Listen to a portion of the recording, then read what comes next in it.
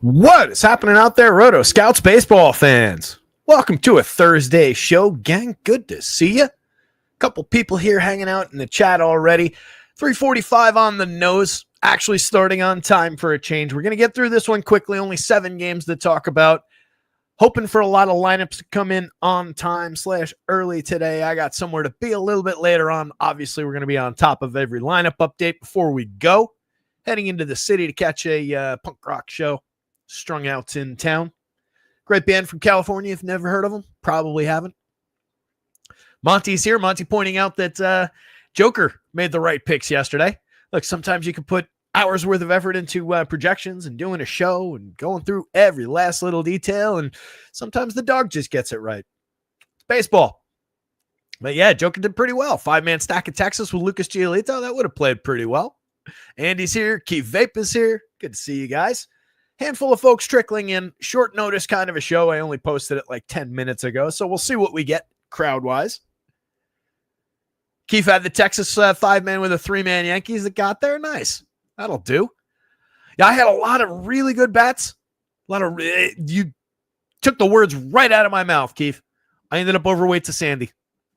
That's what took me down. I would have had a lot of, not winners necessarily, or definitely, but a lot of really strong cashers, just given the bats that I had, if I had gotten anything at all out of the pitching spot in a solid handful of lineups that I entered. So, yeah, I was kind of right there with you. Ugly pitching slate today. We've got 2 good arms up at the top of the board and then a whole lot of It's going to be an interesting one. 2 obvious spots right there. Brian Wu, maybe a little bit under-projected, but the Yanks are pulling nearly a 5-run total against just the ballpark. A lot of things just shaving that down a little bit. But just know as we get into this that Wu has more upside than what that projection might suggest. It's kind of a low median, if that makes sense, which it doesn't. But there's much more ceiling on top of that. He is a very, very good pitcher. All-star this year, actually. Great little clip going around of him letting his parents know on a phone call in the locker room that he made the All-Star team. Everybody gets emotional and everything.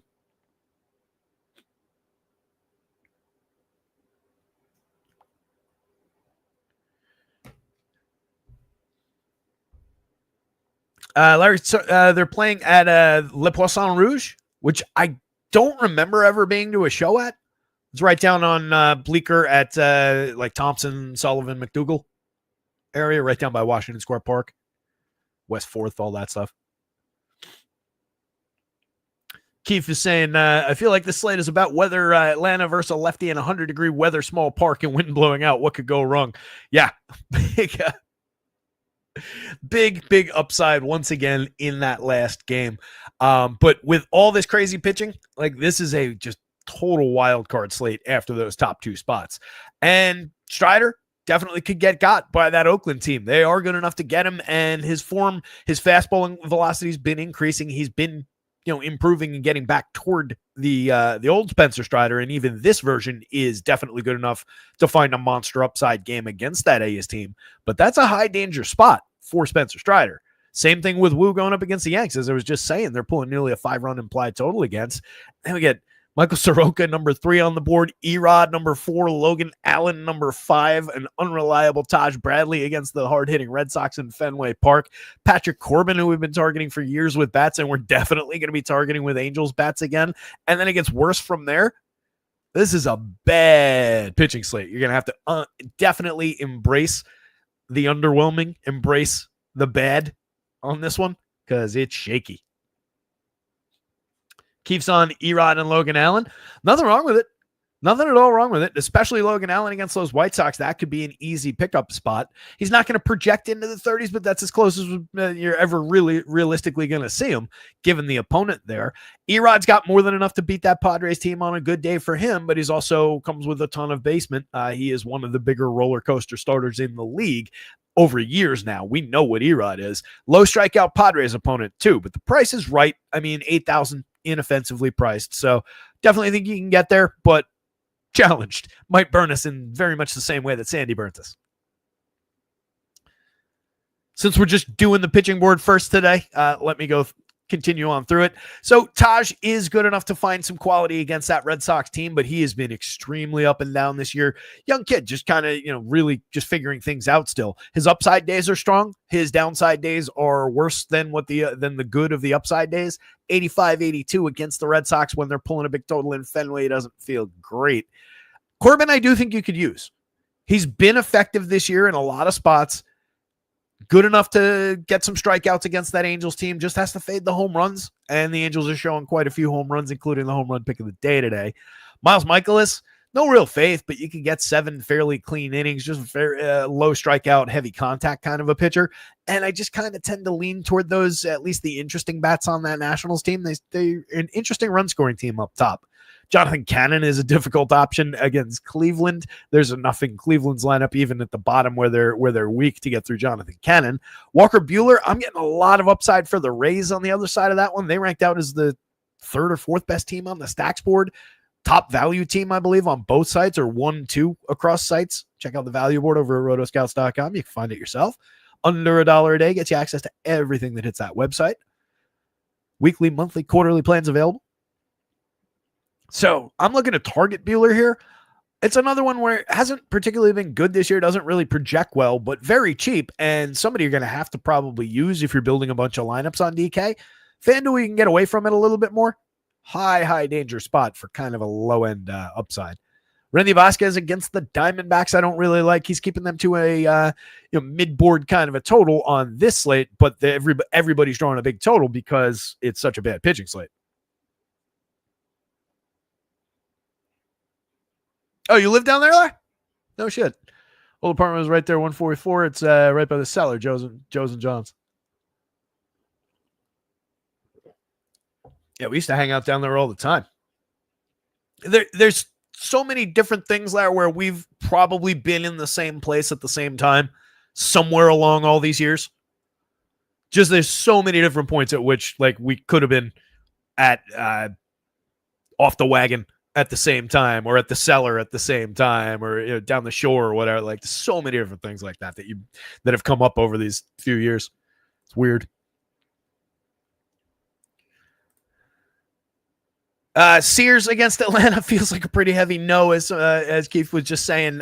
Very much seeing a lot of upside on the Braves today. They're going to get very, very chalky in that spot. Just ridiculous ballpark right now. Stroman and Kachanowicz really challenging down the bottom. Stroman doesn't really give you much upside for DFS success. You might get 6 clean innings out of him. You're not going to get the big strikeout upside. Great performance by Schlittler when it came to the nature of his stuff and finding some Ks last night. Just has to find a way through the home runs, and Yanks got something on their hands. He was interesting last night. Jack Kachanowicz bringing up the bottom of the board, not interesting at all against Texas, but I don't think we're necessarily taking anybody off because basically everybody after here is equally bad / challenged.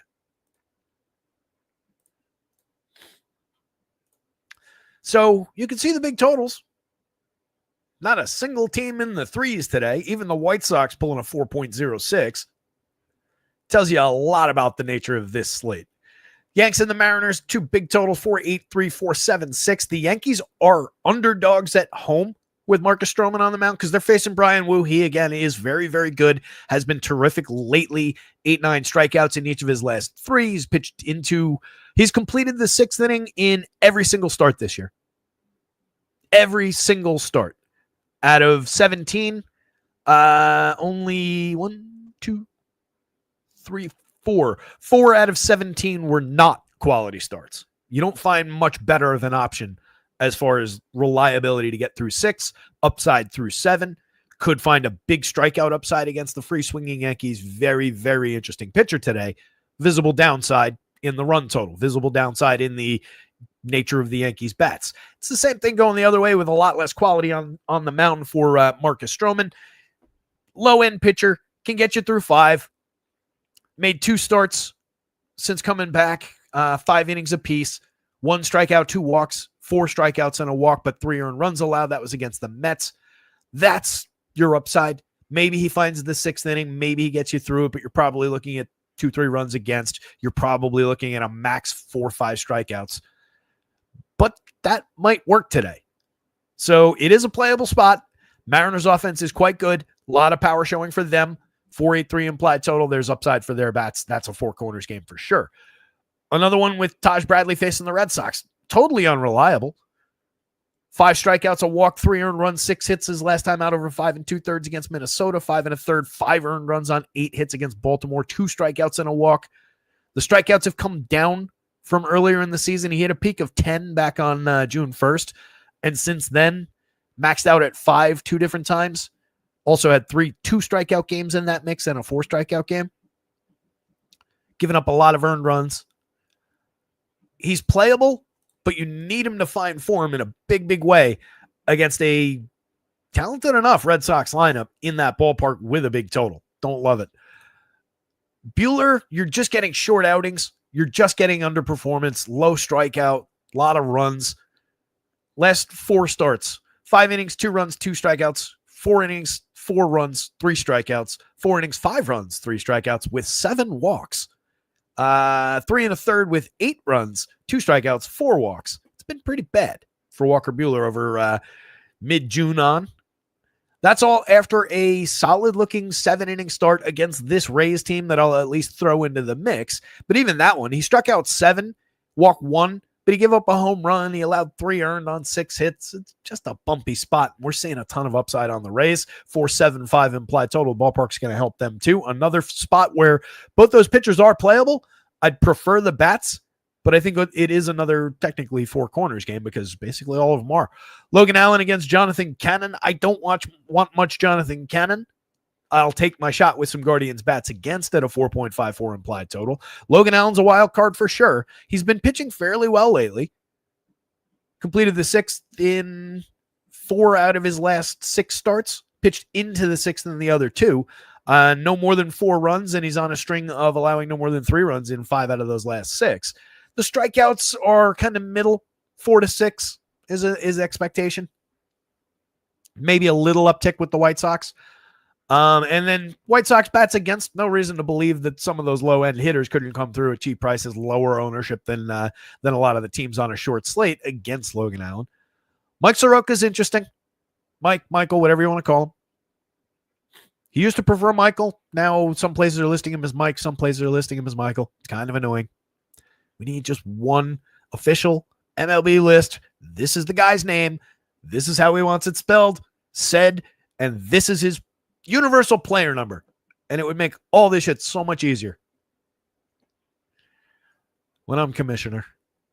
4 innings for Soroka last time out. 7 earned runs, struck out 6, walked 2. That was against Boston. That was coming off of a stretch of good, not great starts.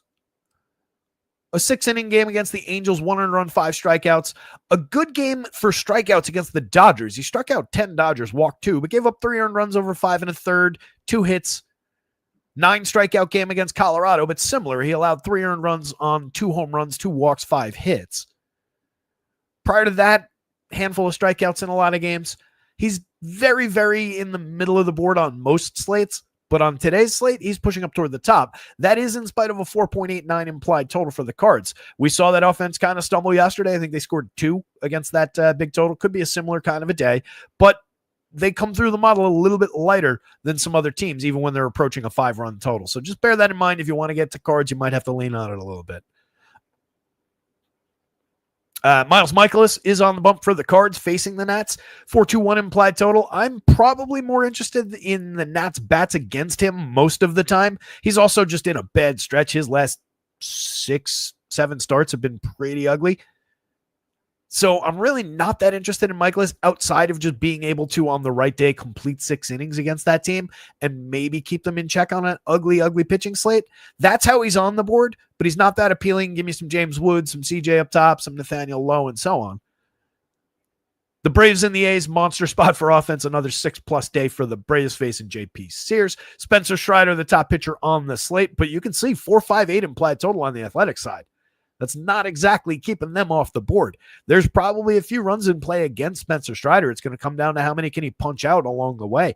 Last time out, 6 strikeouts, but 3 earned runs. Give up 2 home runs to the Orioles in that game as well. Just something to watch there, considering how power plays up and how hard hitting the Athletics are. 4 strikeouts, 3 walks in the game before that. Went 7 against the Phillies, just 2 earned runs though. Pretty solid start outside of the lack of strikeouts. We need to get him back up into the 8 to 10 strikeout reliable kind of a range at this price tag, but easily the top go-to pitcher on the slate. The Rangers and the Angels, Patty Corbin, we're attacking him with some Angels bats at a 5.14 implied total and showing a lot of home run quality, 10 runs on the board for the game overall, because the Rangers, the suddenly somewhat surging Rangers offense, is facing Jack Kachanowicz, a very low-end pitcher that's got them at nearly a 5-run total. And we round things out with Erod against Randy Vasquez. It's a 4.40 implied total for the D-backs. It's a 4.19 implied total for the Padres. It's going to be a four-corner spot, as bumpy as it is with both of those pitchers. They are on the board. Everybody's on the board today. It's just that ugly, but four corners games basically in every spot. At least everybody through here is affordable to cheap. Like, they didn't go out and misprice all of these guys just because of the weird slate or anything. Combinations of these guys are in play. It's very easy to see both Strider and Wu going bust, not completely necessarily. Keep in mind, these two guys don't have to go out and allow 10 runs and completely fall apart. They just have to allow a few at those prices, and there's a few runs just on the Vegas board against them. So it probably would pay on DraftKings today, and maybe even on FanDuel, to do a few lineup builds where you're just dropping these guys out. Grab lineups that are just building with these guys. Grab lineups that are combining these guys. Obviously, you want and will naturally get tons and tons of these two, but everybody's going to be doing it that way. So just allow your pool of lineups that you're simming, that you're sorting, whatever you're doing, just allow that to get to more of these combinations that are going to be offset, that are going to be leveraged positions against all the lineups that are just going to default to those guys, because that's going to be a ton. Remember, nearly a 5-run total here, 4.5 runs there. It's not nothing. And both those teams are capable of delivering on those spots. That said, look how good Brian Wu is. 2.77 ERA, 3.49 xFIP. Doesn't walk anybody, 24.6% strikeout rate, 4.5% walks. Plays up great against the Yankees, 23.2% strikeout rate for this confirmed lineup. They do draw a lot of walks, but it's not going to really burn him unless he's just missing around the edges a little bit. 11.8% swinging strike rate, just a 26.6 on the CSW is a little bit low for that strikeout rate, but he makes it work very, very well. A sub-1 whip. He's just tremendous. Does allow barrels. Does allow premium contact on a fly ball trajectory. 3.31 home run rate against this is probably correct, right about where he ought to be, but that's going to play up some Yankees power. So he's not invulnerable here. Again, at 10,000, at 10.3, 1 3-run home run is going to change the nature of his day as far as scoring on the DFS slate goes. And that's definitely in the cards here for the Yanks. A little bit more is. Going the other way, Marcus Stroman at 6,700, a 13.5% strikeout rate and 11.2% walks, 7.45 ERA and a 5.15 xFIP in his 5 starts overall for the year. Just the two since coming back. Last season, similar numbers overall, though. 4.31 ERA, 4.50 xFIP. The year before, nearly a 4 ERA, nearly a 4 xFIP. Was better for strikeouts that year. He's fallen apart again for strikeouts, 16.7 last year against too many walks. This year, in this tiny sample, just 13.5. Very, very limited option. Even at 6,000, it's a cheap dart to just fill a spot for a cheap price. It's that kind of slate where, you just take the $6,000 spot filler at pitcher and you take the 5 points that he's going to give you or whatever nonsense start he puts up. The Mariners are very likely to score a few runs here. You can see a little bit of power playing up. When Stroman's on form, one thing he does well is keep the ball down and keep the ball somewhat in the yard. So that maybe gets into the mix here a little bit, but you can see Cal Raleigh at a 12, some of these other guys in the 5s and 6s, the mid 5s and 6s. So there's plenty of power showing for the Mariners, and Stroman's just not good. It's a good spot for Mariners bats. He's playable, but he's not good. Do not rely on him to put up a big score. Make sure you're getting some good bats in that lineup. Like, you don't want to take Marcus Stroman in combination with basically anyone and then go leave like 3,000 on the table in that lineup. That would be a bad configuration. Like, max out, you don't have to spend all the salary. It's baseball. You don't need to spend all your salary in a baseball lineup. But when you're using somebody specifically to just fill that discount spot, you do want to maximize some of the salary spend. So you want to get it a lot closer than having a huge amount of money on the table. And you're differentiated enough. Mariners bats very much in play against Stroman up at the top. JP Crawford gets on base a ton. Dynamite correlated scoring option leading into Julio. All-star despite a 247, 305, 391 slash line, a 101 WRC plus because the voting system is broken. But what are you going to do? That said, I'm still expecting big things in the second half from Julio. Cal Raleigh's just been immense. He should have been all of 4 of their all-star selections. 36 home runs in the first half, a 373 ISO, a 180 WRC plus. Yeah, still 43 points shy of Aaron Judge's WRC plus on the other side at 223, but, he's good. 63-46. It's a lot to spend on a catcher, but it's obviously just the best catcher bat that money can buy. You're not building too many stacks that don't include Cal Raleigh, and it's easy to get there with all the cheap pitching. Randy Arozarena at 51-33, surging a little bit, 15 home runs, 15 steals on the season, still getting on at a tremendous 353 clip, 202 ISO now, 11.4% barrels and 52% hard hits, kind of looking like the idealized version of Randy Arozarena. On FanDuel, he's not expensive enough. Should be at 35 or more, 36, somewhere in that territory. 51 on DraftKings, I think, reflects that. That's more correct. Jorge Polanco, Luke Raley, and Dominic Canzone are all very cheap for how hard they hit the ball in this ballpark against this pitcher.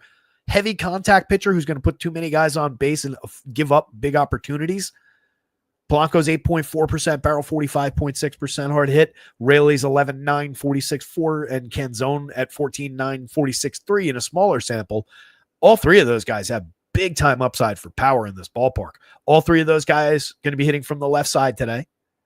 So they take advantage of the short porch. Could be a big, big day for Seattle bats in a hurry.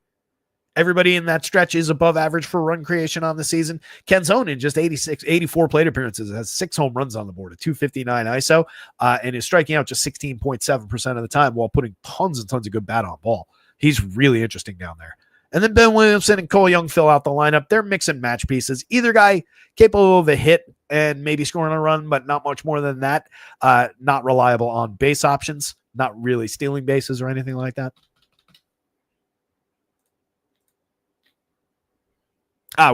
We got this one in while I was talking. It's entirely the same, except 8-9 is Cole Young, Miles Mastrobuoni.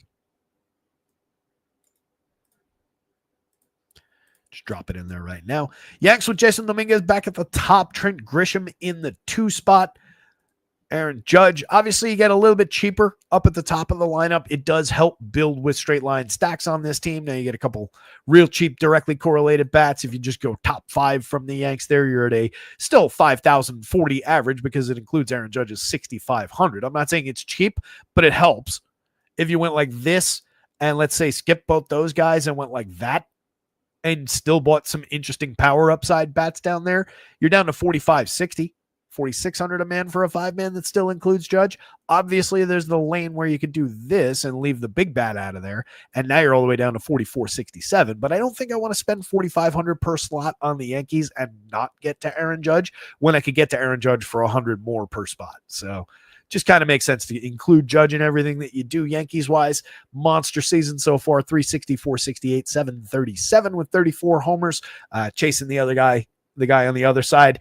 MVP races, definitely those 2 in the mix. Home run races, those 2 very much in the mix. It's a really interesting matchup here overall. Dominguez is getting on base, great, 347 on base. Trent Grisham's getting on base at a 353 clip. So those 2 guys doing that right ahead of Aaron Judge. Very interesting as a cheap 3-man, maybe that's the way to build it. You do that, now you're at 4,900 a piece. That's not a cheap 3-man. I got to stop saying that with his price. It is affordable, though, to average Judge down, let's say, from 65. It makes it a little bit better. Monster number for the home run model from him. Cody Bellinger on a roll, up to 281, 337, 472, a 124 WRC plus, 340 xWOBA, hitting the ball hard, not striking out. He's been great this season. Jazzy, also been great this year. 17 home runs, 10 steals, 279 ISO, and 18.4% barrel. He's been murdering baseballs from the left side. Solid stretch of lefties right there for the Yankees. Austin Wells has a ton of power. 14 home runs on the season, a 238 ISO out of the left-handed catcher for just 3,800. 10.6% barrels, 48.7% hard hits from him. Austin Wells is just a good DFS asset at those prices. Volpe, touch and go, 4,000, 2,700, down at 217, 293, 391, 10 homers, 10 steals that I feel like he's been stuck on for a minute. It's getting ugly. It's getting ugly fast. Jordi Vivas back in the 9 spot. Deadman Price, kid's got a hit tool. Didn't really flash it over the 53 plate appearances in the first call-up, but right now, at least, they're going with the Vivas, Ozzy Peraza, etc. combinations at third base because DJ got DFA'd. So Deadman Price for Vivas, maybe that's the way to make things work for the Yankees. Right? Maybe you do need all 3 of these. And then Judge and Belly. 43-40. Getting cheaper and cheaper. We got a wraparound talent. I don't see too much upside with Vivas, but he is the dead man. It's just a spot filler. You want him at second, not third, if you're rostering him basically all the time. Brian Wu, Mariners bats, Yankees bats, Marcus Stroman.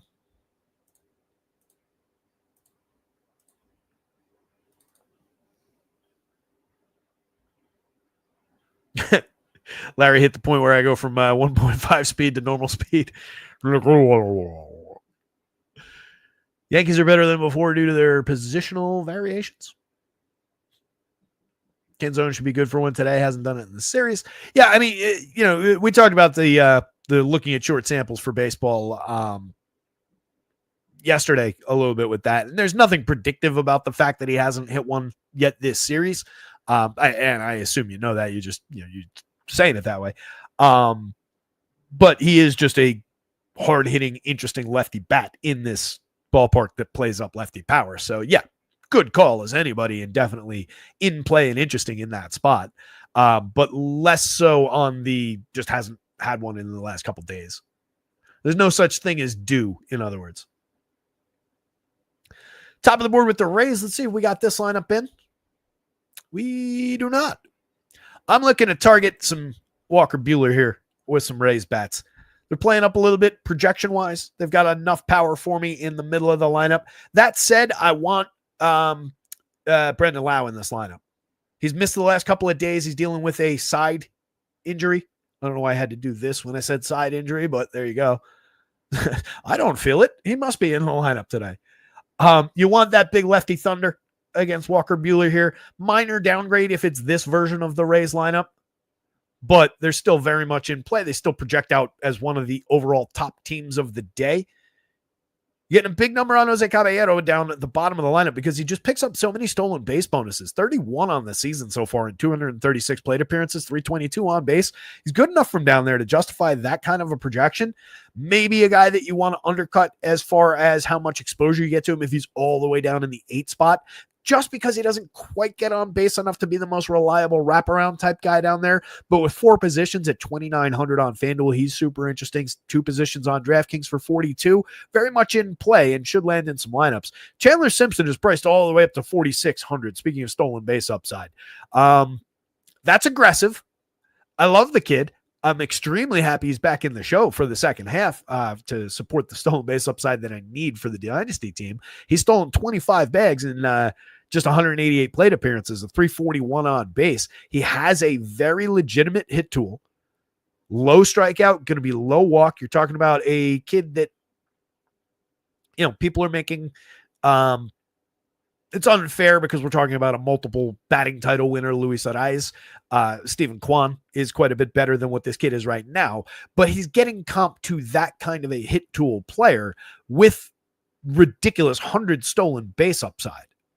So if you're just getting the hit tool, obviously needs to succeed via BABIP most of the time because he's not drawing walks, but he doesn't strike out to go with that. So you're just getting a ton of low quality bat on ball, but he's beating everything to first base. Before he got the call up, there were highlights of him in the minors beating out infield ground balls to the third baseman and just beating him out on the throw for infield singles.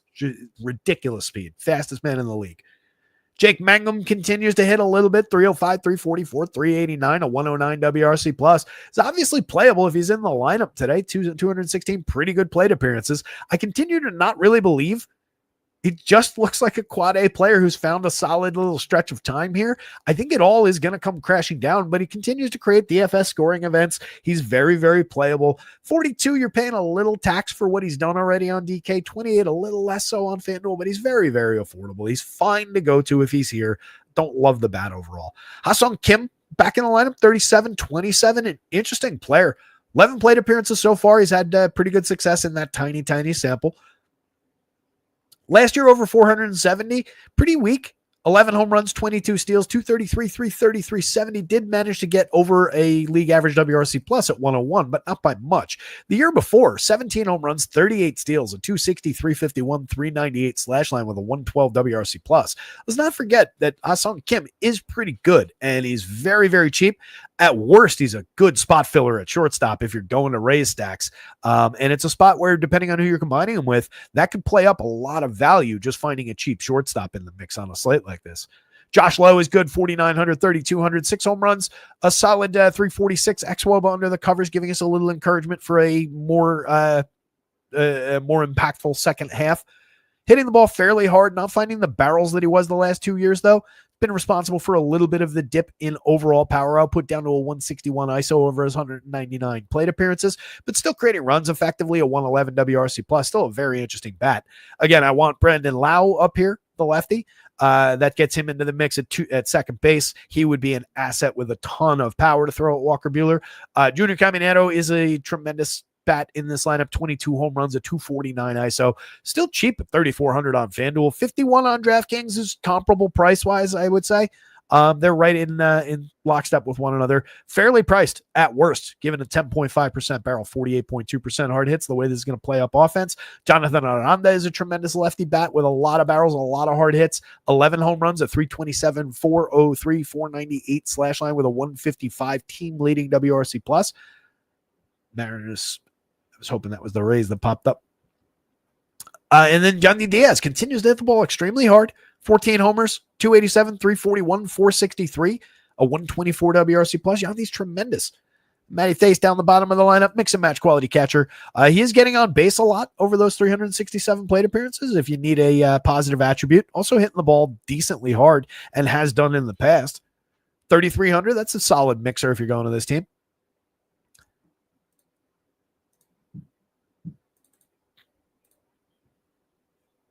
Oh, did it come out? No Brandon Lau? Damn it. It's annoying. Still not up on labs. What do we get? Because they're a mix and match kind of team. It is... Oh, all right. It's a little bit different.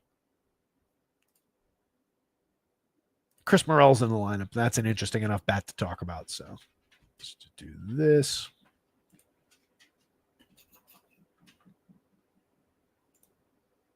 No, I'm going to talk about Chris Morel's bat speed and his interesting home run upside and his lack of reliability and his general lack of quality. So no Jake Mangum. Yes, Christopher Morel. In my mind, that's an upgrade. I know the numbers don't actually reflect that this season. No Jose Caballero. Matt Thace moves up a spot. Taylor Wall's in the lineup. That's a downgrade. Not as big a Taylor Walls fan. Is the cat in here? What are you doing here? I thought I locked you up. Cat's here. That's what he's crunching on a bag on the floor over there. All right, so this is your Rays lineup. Simpson moves up a spot. Chris Morel slides in there. 37 for Chris Morel, 37, 26 across sites. Has the multi-position on FanDuel. That's really interesting. Excuse me. Not time for this. Come on. Out of here. Go, go, go, go, go, go, go. Morel has the multi-position on FanDuel across second, third, and outfield. So you do at least get a hard-hitting second base bat here with the absence of Brandon Lau. That said, Christopher Morel has been basically downright bad this season. 230, 298, 424. He is up to a 103 WRC plus, though. That snuck up on me. What's his recent? Has he been hitting the ball a little bit better over a recent stretch? Let's see. It's about time because he's been murdering baseballs. So it was only a matter of time before some of this quality came through. Right? 15.5% barrels, 46.6% hard hits. So this is encouraging. The 321 xWOBA is essentially around the average. The 194 ISO is a little bit light. Obviously, doesn't get on base a lot. He is unreliable because he strikes out 34% of the time. Doesn't draw enough walks at 7.7% this year. There are obvious flaws here. But what has this little stretch been with Morel? Let's give him back to the 16th. That is a good stretch. Going back to June 16th, essentially 2 weeks. 348, 375, 696 with a 198 WRC plus over 24 plate appearances, 2 home runs. It's not a huge sample, but it's just normalized, or it's just Chris Morel being Chris Morel within his usual performance curve. You go back to actually the 7th, and we extend to 34 plate appearances. And we pick up another 2 home runs because he hit 2 home runs on the 7th. So now it's 4 home runs. 333, 353, 788, 215 WRC plus, a 455 ISO. That's a killer stretch. Again, it's only 34 plate appearances for basically the month of June and the beginning of July here. But it's within expectation. It's not a crazy spectacle to see. So he's real interesting there. Taylor Walls steals bases but doesn't get on, doesn't steal as many bases as Jose Caballero. You can see the projection difference is off by like 3 points despite sharing that attribute. Walker Buehler at 69.76, 18.5% strikeouts, 9.7% walks, a 6.25 ERA, a 4.5 plus xFIP. There's not a lot to like here outside of another pitcher who's just sub 7,000 on DraftKings to just throw into the blender. I'm seeing the upside. So is Vegas on the Rays side of this thing. 76 on FanDuel, not really all that desirable on the single pitcher site. One of the lower owned publicly and should be lower owned in your portfolio of pitchers. More upside on the other side of this for Taj Bradley, given the strikeout ceiling, but even he's coming in at a 20.3, 9.6% swinging strike rate, a 4.79 ERA, but a more interesting 4.12 xFIP. Has been managing to avoid premium contact and power. Some of the home run downside has come in their hitter friendly home ballpark, but Fenway plays up some offense pretty well too. So we could see the downside come through with Taj Bradley today. We've seen a few good games along the way this season, though. When he finds the strikeout stuff, he can be downright interesting. 10 strikeout game back on June 1st, as mentioned, but just one decent performance in the stretch after that. That was 6 2/3 against the Royals, 3 starts back, no runs, 2 hits, 4 strikeouts, and a walk. Pretty sure we were looking to take Royals bats against him that day on the show.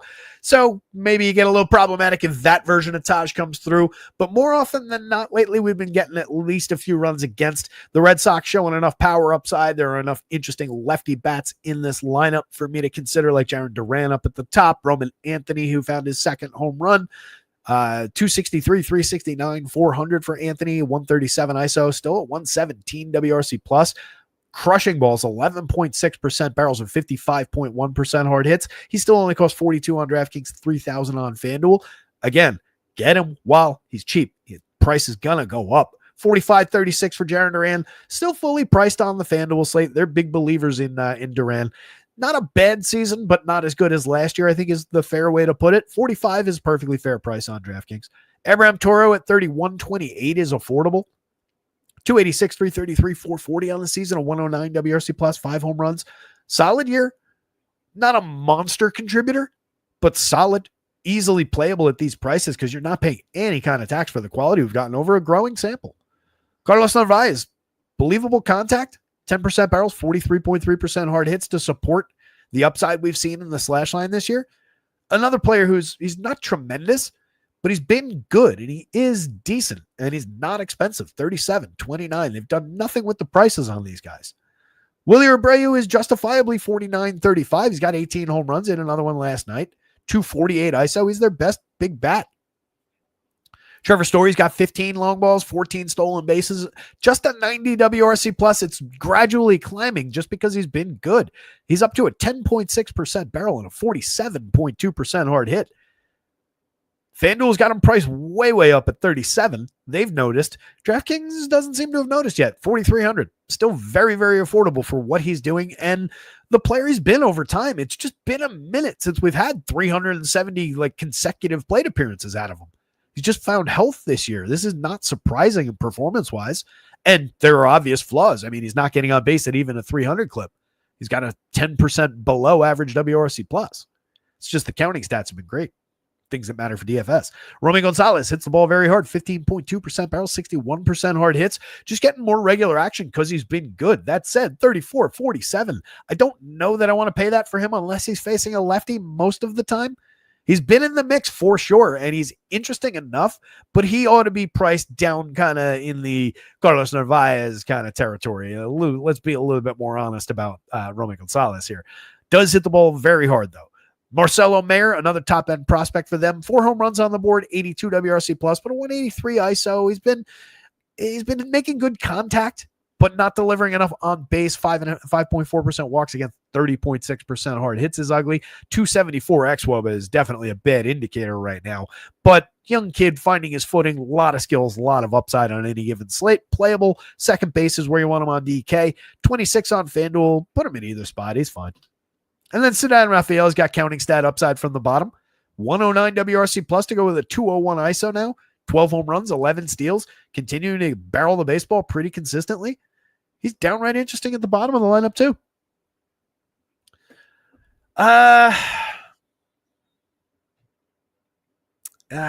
If we got Lau, I probably would have gone Rays. I think I might lean Red Sox now. It's very, very close. I think, you know what? I think on the board up on the site, though, it's still Rays, and just eyeballing some of the projections, should still be Rays. Rays, Red Sox, Taj, Bueller. Another 4 corners game where the pitching on those corners is very ugly.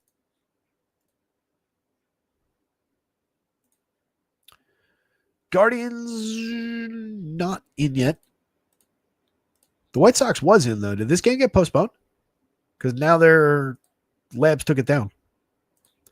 Clark Schmidt, Tommy John on Friday. Oh, Alex Bregman back this weekend. How about that? Why did they take the White Sox lineup down? Or do they just never have it? That's weird.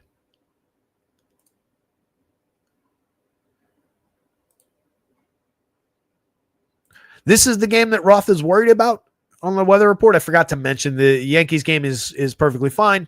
And the Sacramento game is his report is 100 degrees with light winds blowing out. Should get some solid carry bump to bats. You think? For this one, he's full yellow. Potential delay. He seems more a chance of a delay, less of a postponement risk. Joker seems concerned. If that means anything to you.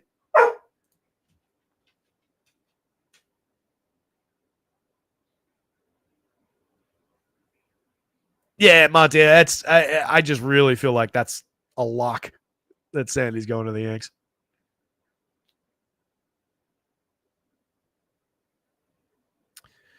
Govia saying Wu is poorly graded against the Yanks. How do you mean? What do you mean by poorly graded?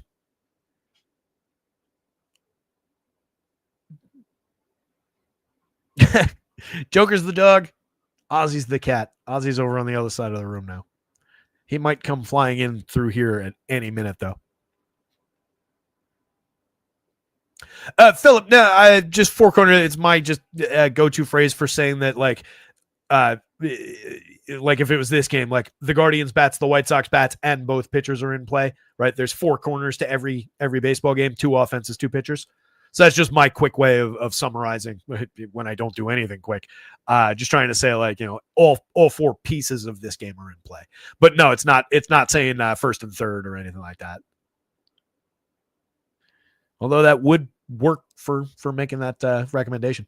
Don saying, question, if you can help me with a pitcher parlay on only 3. I was thinking Woo 4K. I need 2 more pitchers. If you can help me out, please and thank you.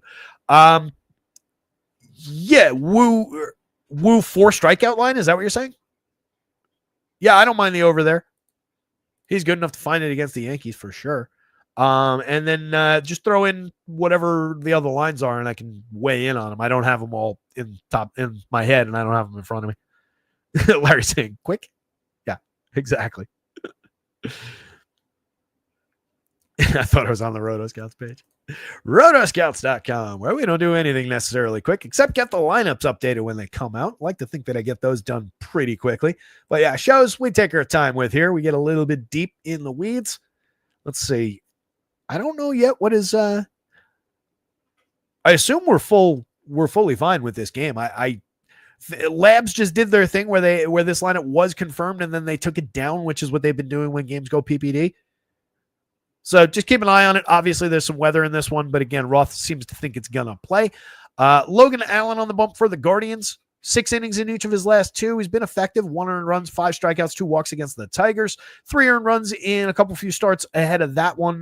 2 earned runs in a pair of starts prior to that. So not a bad stretch. It's like 4 to 6 strikeout expectation with Logan Allen. He's pitching to an 18-ish% strikeout rate overall, 9.9% walks. You can see the flaws creeping in around the edges already. 4.07 ERA, a 4.69 xFIP, 7.3% swinging strike rate, a 1.43 whip, way too many guys on base, allows too many barrels on a fly ball trajectory. Not bad in hard hits and exit velo so far this year, and that's benefiting him for limiting home runs overall. But you can see Stuff Plus doesn't like him. The home run power was there last year despite missing more barrels. So if this falls apart, those home runs are going to come in a hurry. This is also just a lot of happenstance there.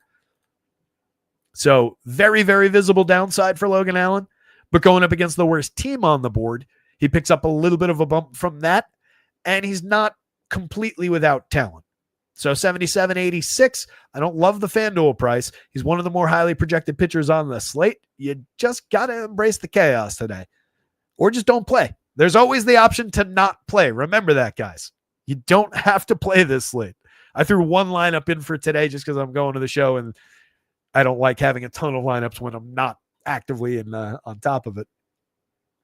Jonathan Cannon at 64.74 on the other side, even worse of an option. 4.50 ERA, a 4.79 xFIP, 17.5% strikeouts, 8.1% walks. He's just going up against the better team, the lower strikeout team, the team with at least 1 star on it. I can't even call Lubab a star at this point. It's just been ugly with him lately.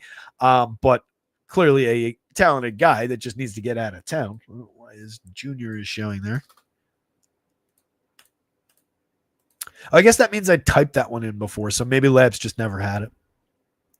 So the Guardians, just definitely the better lineup of the two, and Cannon's just never really been. Has he had one good start this year that we would have wanted him for DFS?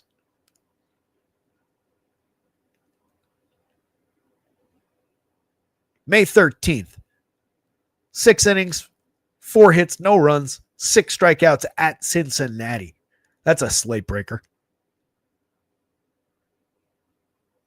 That was his best start of the year by a pretty wide margin. Not a good pitcher, not a good pitching slate, very cheap at 64. Total dart throw at 74 on FanDuel. I would very heavily lean toward the Guardians bats. If you're taking Jonathan Cannon shares, make sure that you hedge with some Guardians bats in another lineup. And it's like a 1 Cannon for every 3 Guardian stacks kind of equation. Top of the guards, 4,000, 3,000 for Stephen Kwan, 292, 350, 408 on the season, a 114 WRC plus. One of their better, more reliable bats. Fantastic hit tool, excellent table setter, low strikeout, medium walk. Can drive the ball from time to time, can steal you a bag. It's mostly about him getting on and then somebody behind him coming through for him. Nolan Jones in the 2 spot would be interesting. Do we have this? We don't. I like Jones. I like the upside 28-24, given what we've seen from him a couple years ago. We're seeing a little uptick in the numbers as time goes on here. 229, 317, 329. Still a long way to go for quality. 15 points below league average for run creation. 3 homers and 6 steals and 241 chances. There's nothing good about that line, but 8.5% barrels, 47.7% hard hits starts to get interesting again. 24.9% strikeouts is an improvement on 30.6 from last year. So lost a little bit of walk, but there are things to like kind of lurking under the surface for Nolan Jones. Very cheap in the 2 spot, hitting between Stephen Kwan and Jose Ramirez. There's a lot of opportunities in both directions there. Carlos Santana at 36, 3,000 behind Ramirez. 10 home runs, a solid 326 on base, just a 95 WRC plus. Tough season overall. He was looking pretty good there for a stretch through like mid-May, late May, somewhere in that range, and then it just kind of fell off again. Any given slate upside for sure, still hits the ball effectively hard, doesn't strike out, draws plenty of walks, so he's not uninteresting as a cheap first base option, especially when there's no Kyle Manzardo in this lineup, but not a great, tremendous upside player anymore. Ramirez is that player. 9.04 in the home run model. He's up to 17 long balls and 25 steals on the season. A 211 ISO, 139 WRC plus. He's a monster. But then you get a little ugly here. Danny Schneemann, Ano Martinez, Joaquin Noel, Brian Rocchio, who's never a go-to option. I like Noel's power upside. Monster barrel rate last year. Hit a chunk of home runs in a few plate appearances, 198 plate appearances, 13 home runs, a 268 ISO, a 118 WRC plus, despite slashing 218, 288, 486. All he is power, but it's been really bad this year. 2 home runs in 111 chances, a .075 ISO, just a 4.1% barrel rate. He's lost more than 10 points of barrel rate in that small sample. 31.5% strikeouts against 2.7% walks is very difficult to see. 22-23 for the power upside. Sure, against Jonathan Cannon, anything can happen. Bo Naylor at 29-26, 9 home runs, a sub-Mendoza slash line, at 300 on base, 81 WRC plus. It's just ugly. Daniel Schneemann sub 100 WRC plus, 87. He's 13 points below average for run creation, sub 300 on base. There's a lot of bad after the 4 spot in this lineup, basically day to day. They're playable, but it's really, I mean, you do get a very nice average down on the Jose Ramirez price with 4 playable guys up there. That brings it down to 4,025 for that 4-man. And then I would probably just get cheap with it. And maybe I grab the catcher at 29 and you get at least a little believable catcher power upside there. 10.5% barrels on the season out of Bo Naylor, despite the underperformance elsewhere. Now you're down to 3,800 for your 5-man per spot. And you do get Jose Ramirez, Stephen Kwan, and then Santana, Nolan Jones wild cards.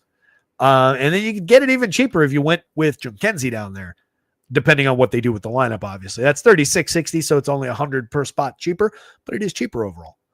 So they're interesting. They're going up against a nothing pitcher. Wouldn't shock me at all if the guards put up a big day.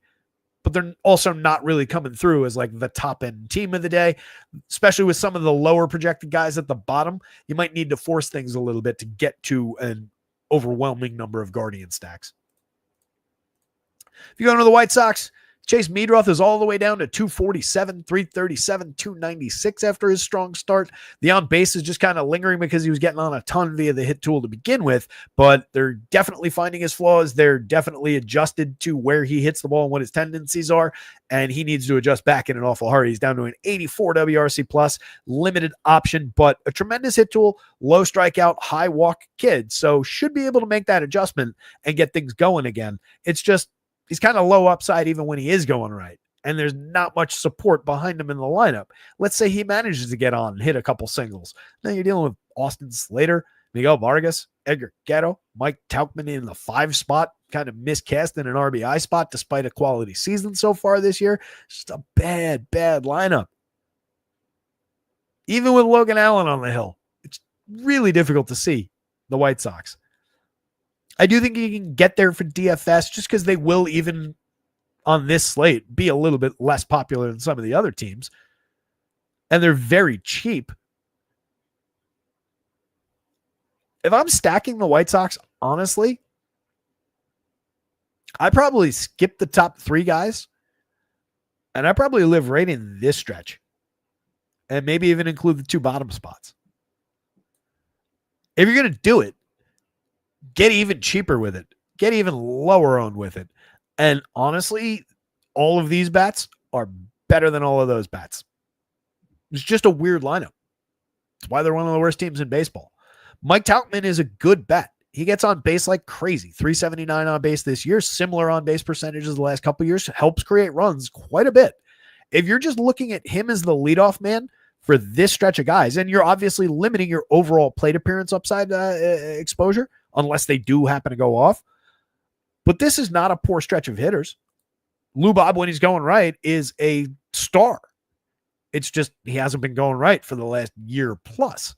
185, 272, 311. Still has an 11.1% barrel, 40.9% hard hit, though. Stealing a lot of bases. Been on and off the IL. Got traded away from my dynasty team. So, like I said yesterday, prime for a monster second half now.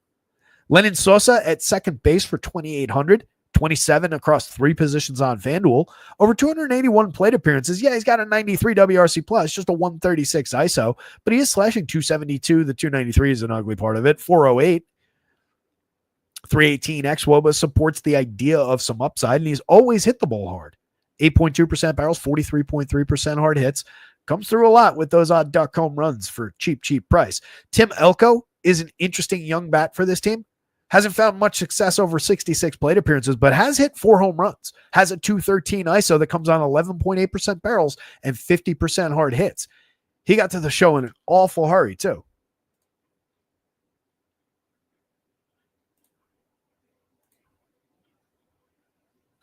Oh, no, he didn't. What am I thinking of? I was remembering his college days, but I guess it was a minute longer ago than I thought. Debuted in 22 in the minors with 99 plate appearances. So 554 2023 and then 590 plate appearances in 2024. Just got here. He, I guess, did all 4 years in college. So he arrived in high A or in A ball as a 24-year-old. So it was 2 years in the minor leagues and now here. But he was just older than I thought, I guess, coming out of college, and it was a longer stretch. But anyway, this year in AAA, 16 home runs in 243 plate appearances, 315, 387, 597 with a 148 WRC plus, a 282 ISO. 590 plate appearances in AA and AAA last year, 18 homers, 289, 346, 439 with a 119 WRC plus.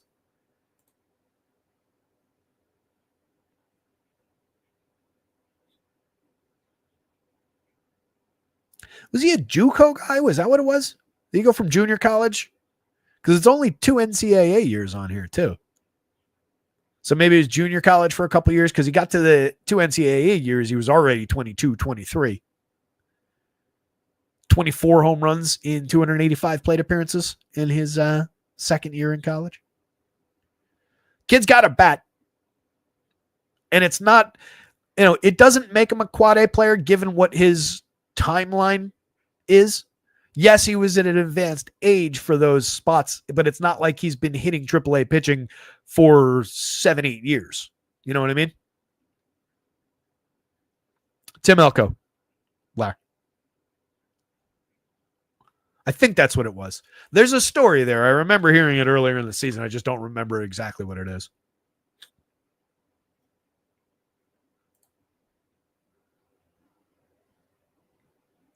It also does not matter. All we need to know is that he can hit, and he's not one of these just washout quad A types. And then Michael A is in the 9 spot, 2,600, 2,400. He's hit 5 home runs. He's stolen 7 bases. He's got a 13.3% barrel rate, 48.6% hard hits.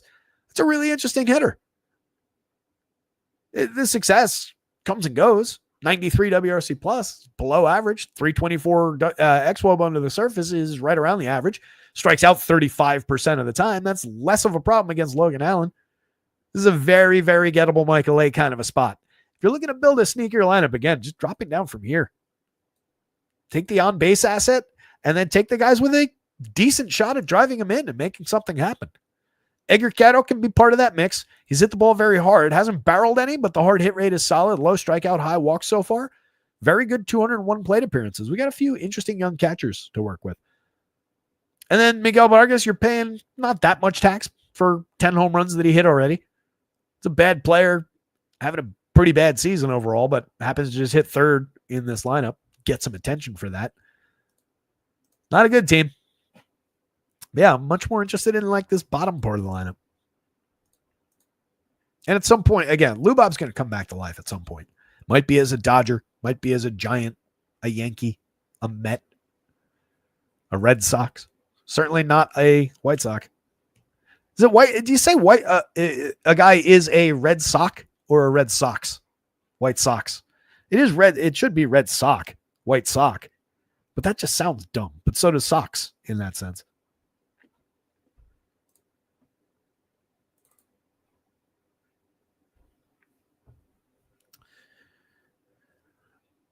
John has a solid. Sometimes the only winning move is not to play.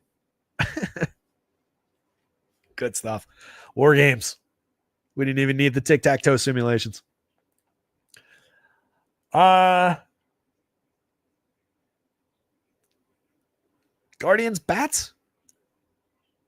I guess. I mean, through some lenses, it should probably be Logan Allen, but I can't do that. Guardians bats, then Logan Allen, then White Sox bats, and then Jonathan Cannon, if you're ranking it. But again, it's a day where everything is in play. All of these, even the bad, all of these pitchers are going to be in play. Was it 3? Graphs only had 2 on there. Take your word for it, though. Either way, got out of, it's the point was supposed to be about the trajectory at age, like through the minor leagues, and I just kind of lost the thread in there. But the point I wanted to make is that there's still some expectation for like just a late jump on the good potential career. Like Aaron Judge got to the league at 25, 26? Not that it was because of college. He was just kind of took some development time, but you get me. Nats cards 421 implied total on the national side, 489 implied total on the card side because it's that kind of a day. Michael Soroka is our number 3 pitcher via projections today. 85-89. You can see he comes in with a 26.2% strikeout rate this year. He has been good in spots. 5.40 ERA. He's also been bad in spots. 3.74 xFIP is a solid tiebreaker there. I believe that he is this pitcher. I really, really do. He's given up a little bit of hard hit, a little bit of exit velo on a fly ball trajectory, but he's missed some barrels in there. 3.75 home run rate is about right with that combination of factors. You can see Stuff Plus doesn't love the arsenal. A couple pitches grayed out at or around the average, couple pitches slightly below. 28.5% CSW and 9.9% swinging, 114 whip. There are things to like, there are things to dislike in here, but on this slate, he's looking more like an asset to me than a detriment. He's going up against a Cards team that only has an 18.4% strikeout rate, but there's some gettable hitters in the middle here. High strikeouts from Nolan Gorman, Victor Scott, mid-type strikeouts from Wilson Contreras, Lars Nootbaar. There's enough Ks to support a little bit of upside on an ugly, ugly pitching day to believe in some Michael Soroka. That said, at 85, there's also enough downside to completely tap dance around him if you're in love with one of the $7,000 pitchers. Miles Michaelis at 73 on both sites comes in with a 5.26 ERA, a 4.71 xFIP that's not all that offset and still really ugly, but a little bit better than that ERA. 5.3% walk rate is not problematic, but the 1.34 whip is. There's just too much success against this pitcher on good batted ball events. He gives up a 12.6% barrel while not striking anybody out, pitching to contact with no swinging strikes, no CSW, 44.9% hard hits on an 89.8 miles an hour exit velo average, just under barely 4% home runs, which is our emergency beacon. Definitely a problematic spot. At 7,300, you're just looking for, I paid nothing and got 6 okay innings of 3-4 run ball with 3 or 4 strikeouts, which, as I said about whoever that was before, is in play today. It's just that kind of an ugly day.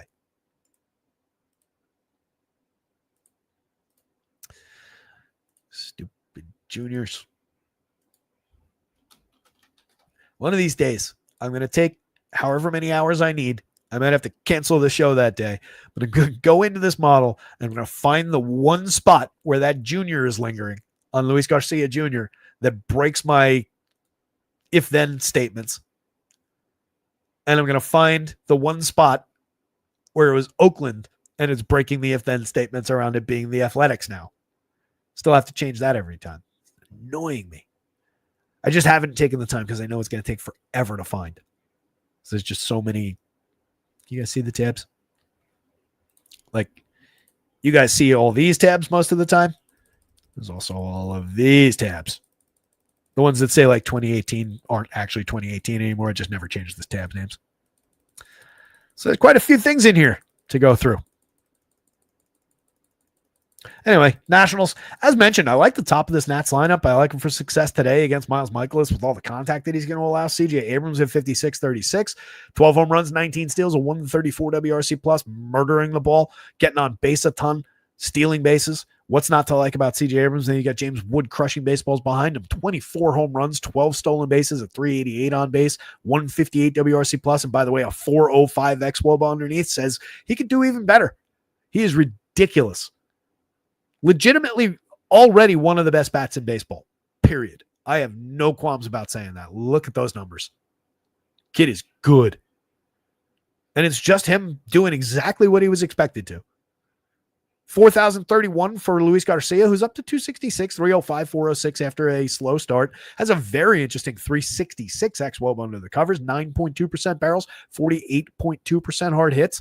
It's a spot where I think we could say maybe get him while he's cheap with Luis Garcia. We've seen that price be a little bit higher than this. We've seen him succeed. He had a very good year last year.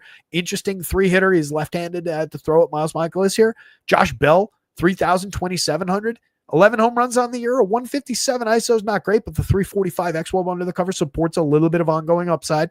10.4% barrels and 45.2% hard hits. As I said yesterday, it's been him kind of at his most interesting, or at least more interesting than he's been over the last couple of years. Finding a little success while limiting strikeouts, drawing walks, moving up the lineup even. The positional conflict with him and Lowe on DraftKings is not ideal. On FanDuel, you can get to them both, obviously, but you're not probably doing that all that often because I think you want all three bats above them. But you do have the ability to get there and mix and match your way through. Lowe, as we discussed yesterday, he's driven in a lot of runs, which isn't anything he can control, but it is happenstance created by all the good on-base percentages above him. That came more when he was hitting third, though. Down in the 5 spot, you do dip a little bit in that expectation because there's expectation that Luis Garcia or Josh Bell will come through and drive those guys in, and those two get on base a little bit less. So it does diminish the nature of the opportunities for Nathaniel Lowe. Brings down the overall a little bit. He's hit for power this year, 14 home runs. He's had a good stretch. He's at 235, 301, 407. The last, I want to say like 2 weeks or so, or maybe it was like a 20 games or whatever the sample I saw was, he's more in like the 260, 320 something range as far as the averaging on base. So trending back toward more normalized performance out of him would be an asset for this lineup. He's very affordable on DK at 35. 31's a little bit priced up on FanDuel, but not problematic. Paul DeJong, interesting enough. Just 1 home run in 72 plate appearances. Nothing really to like in this year's slash line so far, but it's also a nothing sample. 2,300, 2,400, just as a mixer. Shortstop, third base eligible. This guy we've seen hit a fair number of home runs over the years, so just on any given slate kind of a bent, I think you could play him. Not a reason to go to the Nats by any means, but you can get there. Dallin Lyle, Drew Millis, Jacob Young, kind of mix and matchy down through those last 3 spots. Does put a little bit of a dent in the ability to turn this lineup over, the ability to continue sequencing, but the frequency of contact that Michaelis is going to allow here, I think kind of bolsters those guys even. Like if you're going to see a successful day out of those 3 hitters, at least in just terms of putting a ball in play, maybe one of them drives in a run with a single and gets us back to the top of the lineup so that James Wood can hit a grand slam, that kind of a successful day, I think it would come against Miles Michaelis. On the card side, Brendan Donovan, 44, 3,000, continues to be priced at like the limits of what I want to pay. Maybe like 32, 33 on FanDuel's fair. I don't want to go much above 45 on DraftKings. Very playable though. Having a good year, 294, 367, 434, creating runs 27% better than average. I just continue to think this lineup is very solidly average, very much in the middle of the league. And they're priced that way. When they pull big totals, you can always get there, especially against a pitcher who's been as up and down as Soroka. But with the nature of this slate, I'm going to have more Soroka, I think, than Cards bats, even with that 489 implied total. It's cost us a couple times, but I feel like we've been on the right side of that more often than not this season, at least overall through the projections, even if I don't say it right on every show necessarily. So I think that's the way I'm leaning. Alec Burleson's playable, though, if you're leaning Cards. Solid barrels and hard hits, 290, 332, 464. Creating runs 22% better than average. Solid WRC plus on Wilson Contreras. 11 home runs, 342 on base. He's doing good things out there, and the 373 xWOB was very encouraging. Same thing with the barrels and the hard hits. It's just with the output that we're getting, I don't love him at first base. I continue to say that. 44-31, and he's not particularly cheap. It's an 11 home run first baseman. Let's keep that in perspective. If that was a catcher, totally different story. Lars Nootbaar for 42.29 remains very playable, especially against the shaky righty who can allow a little bit of power. I like the upside there. 9.4% barrels, 52% hard hits out of him. 12 home runs in 377 chances. Hasn't really cashed in on the contact, but we've seen him do so before. Nolan Arenado is just a dead spot these days. 10 home runs, 244, 303, 389, a broken swing, a 92 WRC plus, a 296 xWOBA to back me up. Nolan Gorman's the more interesting Nolan down lineup, 3,600, 2,700 for the left-handed thumper here. 791 in the home run model, comes on 11% barrels, 44.1% hard hits. All he does is hit home runs, so if you're looking for that, that's your guy. 7.91 in the model speaks to the 8 home runs in 214 plate appearances, the 183 ISO. We've seen him hit for a lot of power in the past. Joel Pozo and Victor Scott down lineup. Scott might steal you a base. Neither guy's overly reliable. Pozo does have that nice 117 WRC plus on the season. 3 home runs in 89 plate appearances. Doesn't come on particularly good bat on ball. Doesn't come on particularly good on base. He's just found a little bit of happenstance through those 89 opportunities. So I don't know that we have much expectation for where that heads.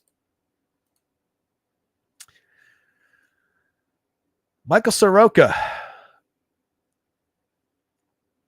Cardinals bats, Nationals bats, Miles Michaelis. 3 out of the 4 things are at least like encouragingly playable. And then there's Miles Michaelis. Out of all the games, if you're going to leave a pitcher out of your player pool, make it JP Sears. 4.76 ERA, a 4.82 xFIP, 18.5% strikeouts. Yes, even in this year, I have said a couple times, JP Sears can find you a winning day, can find you an upside day on the right day.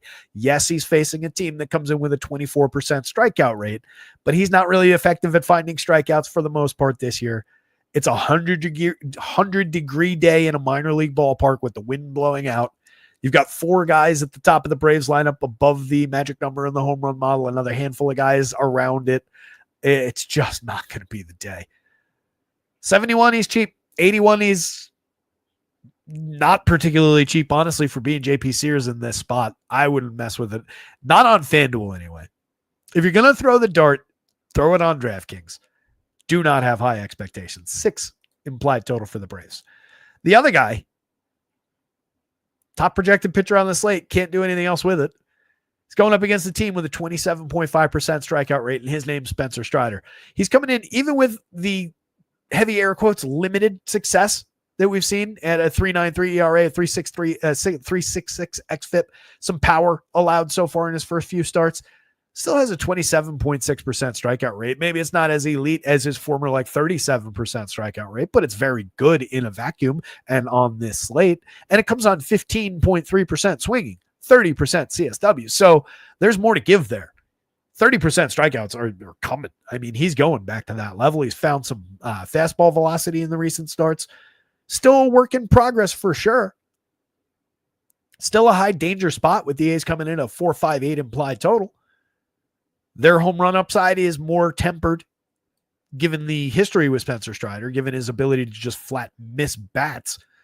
But he has given up a little bit more power, so maybe you could argue for a little bit more visible upside for those 3. A's have tons of thunder in their lineup. So do the Braves. High danger spot for Spencer Strider, but also the top projected pitcher on the slate. If you want a tiebreaker from a DFS perspective, the fact that he's going to be, again, kind of like he was last time, 40-50% owned on a short slate on both sides, can get into the mix. You can make your decisions based off that and say, all right, I'm going to take 25% Strider. I'll give the field 25%. And I'm going to take my shots elsewhere, including with a small portfolio of A's bats. I think that's totally reasonable. Ronald Acuna at 64.41, superstar, playing like it. Just a monster out there. He's up to 11 home runs, 415 xWOBA, 194 WRC plus.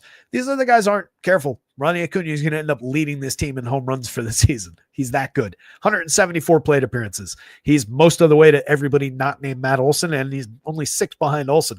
Olson at 17 on the year, a 217 ISO, but crushing balls a little bit better than that. Not that those are bad numbers, but his 16.7% barrel is 54% hard hit are incredibly encouraging for the second half. Not striking out all that much for him. 23% strikeout rates, right in line with expectation. 13.5% walk. He's pushed that back up a little bit year over year. Love the upside from Matty Olson at any given slate. Austin Riley, 44-33. Monster opportunity to benefit here. 10.78 in the home run model against this lefty. 14.6% barrels, 51% hard hits. Just 14 homers on a 167 ISO? I don't think so. Not with that kind of contact. Those numbers are going up in the second half. Sean Murphy, tremendous right-handed bat. 16.1% barrels, 44.1% hard hits. Costs $3,900 where you have to play catchers. 31 where you can pretend he's another first baseman in this lineup. 13 homers, a 253 ISO. He's ridiculous. Jurickson Profar, mix and match player. 3,600, 3,000. He's affordable on DraftKings, less so on FanDuel. I really don't love him at that price. If I'm going to pay that much, I'll just take my shot with Ozuna. Ozuna playing hurt, 12 home runs, 239, 367, 390. Still a 117 WRC plus overall. Still 10.5% barrels, 48.5% hard hits. I'll continue to go there as the price continues to decline. 4,000 on DraftKings, very affordable. Ozzie Albies, bad season. It's tough to even call him a good player right now. Just 15% strikeouts is right in line with expectation. 8.3% walk is higher than the last 2 years. But a 72 WRC plus, 6 homers, 7 steals, an atrocious slash line. Where have you gone? Really, really talented Ozzie Albies. Eli White is a mixer. Nick Allen's here for defense. Lawrence Butler at the top of the A's at 47-33. Very interesting, given the home run upside, the stolen base upside, 13 homers, 14 steals, a 110 WRC plus. Monster spot. He's 47-33 against Spencer Strider, though. I think the downside kind of explains itself. 4,800 for Jacob Wilson. 48,000 would be aggressive. 29 on FanDuel is a lot more interesting.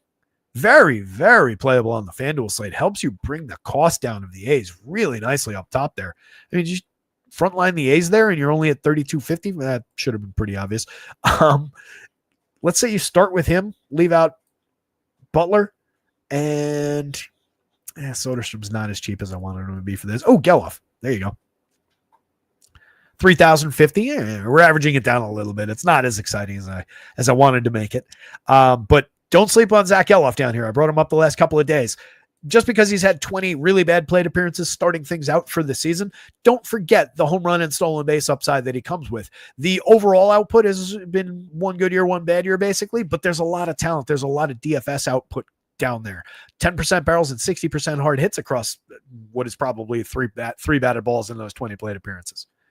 Denzel Clark has been interesting the last couple of days. 8.3% barrels, 38.9% hard hits. We're improving in the premium contact department. Still striking out 40% of the time overall. Needs to improve there very quickly, but tremendous defender. So he's going to be out there at the bottom of the lineup basically every day, getting a lot of opportunity and just has talent to fill categories. So don't sleep on him for a very cheap price too. It's a wild card. It's a dart throw for sure, but just to fill out a lineup, I kind of like both Geloff and Denzel Clark a little bit better than this Max Muncy. He does have 8 home runs, a 177 ISO. He's found more success than the other two. Again, Geloff, very small sample, but I don't love him at third. I'd rather take the cheaper price on Denzel Clark in the outfield, and I don't really believe in this Max Muncy at this point. Soderstrom, big yes if you're going to the A's. A little bit cheaper than some of the other guys with similar power upside, 12.1% barrels, 47% hard hits, 15 homers, a 183. So we've dipped a little bit in the overall extra base hits department. We've kind of normalized his overall season, but it's still been very good, a 114 WRC plus. Langoliers, one of the better home run upside catchers in the sport, 12 on the season in 258 plate appearances. You've got 2 tremendous power hitting catcher options in this game if it's Murph and Langoliers in there. And honestly, if it's Travis d'Arnaud, Darno's not on this team. What am I saying? Who's the A's backup catcher? Why am I blanking?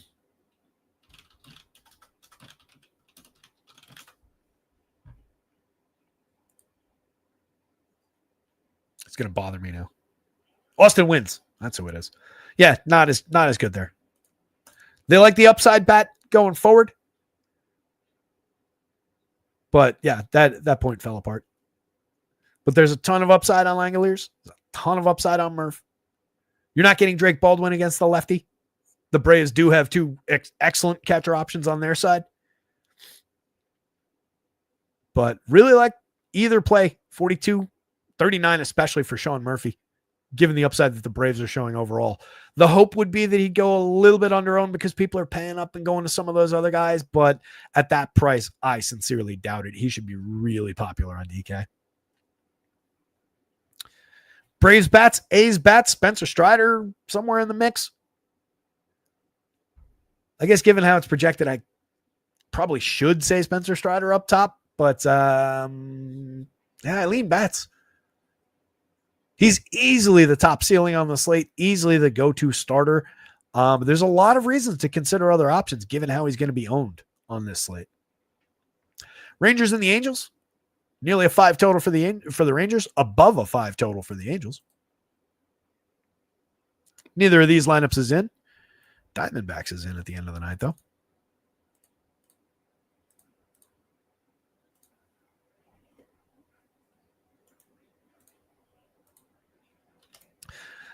So we've been targeting Patrick Corbin basically forever at this point. 4.18 ERA, a 4.17 xFIP, 18.3% strikeouts, 10.5% swinging. He's a decent swinging strike rate. He hasn't been terrible for premium contact this year. Still a fly ball trajectory overall, 8% barrels, under 39% hard hits, approaching 38%, 89.3 miles an hour of exit velo, and just a 3.5% home run rate. He's been better this year than in recent seasons, and he's been a little bit better maybe than we give him credit for overall, but super targetable. On this slate, he's also playable. Unfortunately, there are plenty of strikeouts in this Angels lineup to support the upside for Patty Corbin. 75, 78, he's inoffensively priced. It's probably not going to work. I'm way more into the Angels bats. Home run pick of the day from this team is from this team today. You've got 5 guys in this lineup above the magic number in the home run model if this is what we get. Tons and tons and tons of power upside from the Angels. They're not the best sequencing team in the league, though. You really need a few guys on base to make those home runs really, really cash in. So they do somewhat come in lower end than the heavy sequencing hard-hitting teams do. Right? Like there's, if you think about it, given, the extreme on base percentages to set the table for some of the other power hitters around. Sometimes you can get more empty home runs, and sometimes a home run from one team is slightly potentially the potential value of that home run is slightly more than the potential value of a home run from somebody else on another team, just because there's more of a likelihood for guys to be on base. That's also part of why you want the correlated scoring that comes with stacking. But on this slate against Patty Corbin, I think the Angels are going to be on base just plenty, or they might just hit enough home runs to get there anyway, even without a lot of on base. Corbin's on the board. Angels bats are one of my favorite stacks of the day. Kachanowicz, another guy who's less on the board than everybody while still being there because he's just so cheap, and you could just book the free square for 62 on DraftKings. That said, his free square is likely to come with a potential negative. Definitely not going to come with a lot of strikeouts. 5.42 ERA, a 4.81 xFIP, a 15.5% strikeout rate, and an ugly 10.5% walk rate, a 1.55 whip.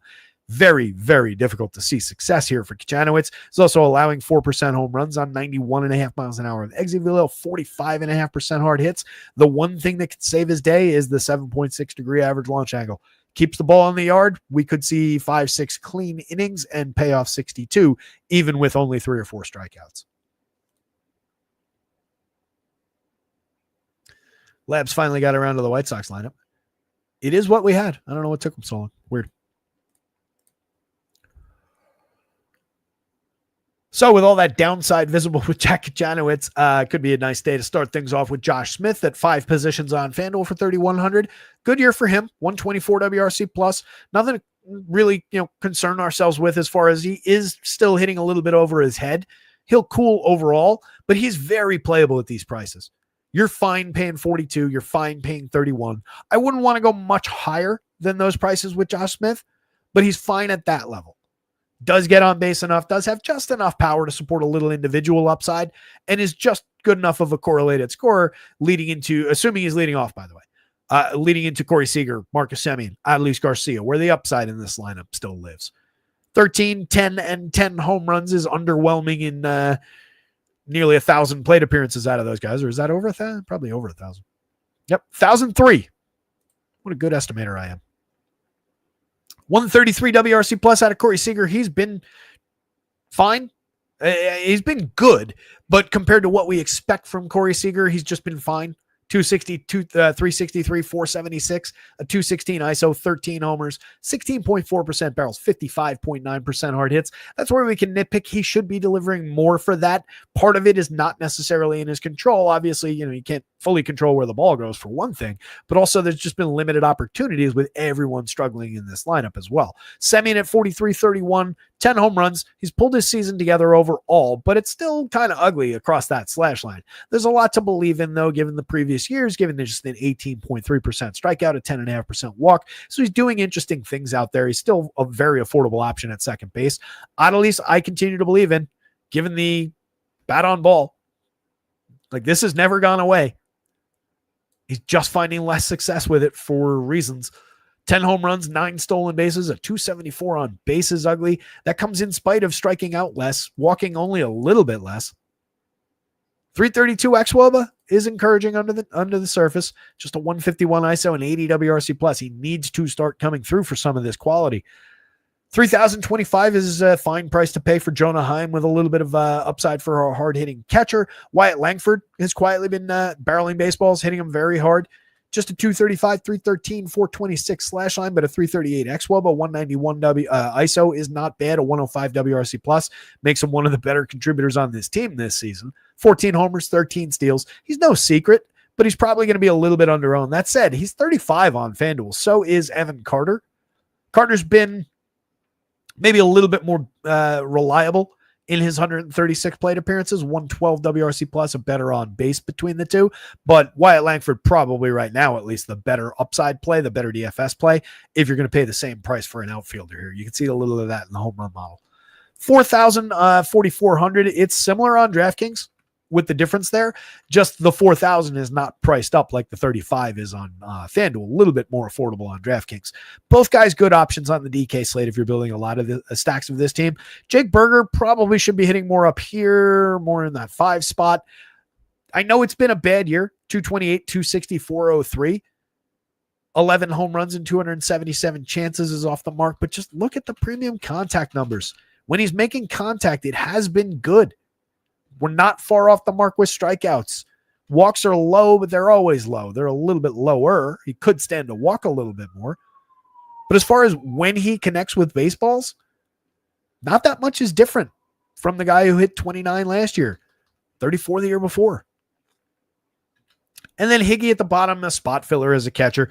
Disappointing 167 plate appearances. Was finding oddball power from here and there. 17 home runs last year, 10 in each of the previous 2. Was barreling balls regularly those 2 years, though. The barrel rate's been cut in half so far this year. And now the really appealing Angels. Zachy Neto up at the top of the lineup, 13 home runs, 16 stolen bases, a 201 ISO, 114 WRC plus.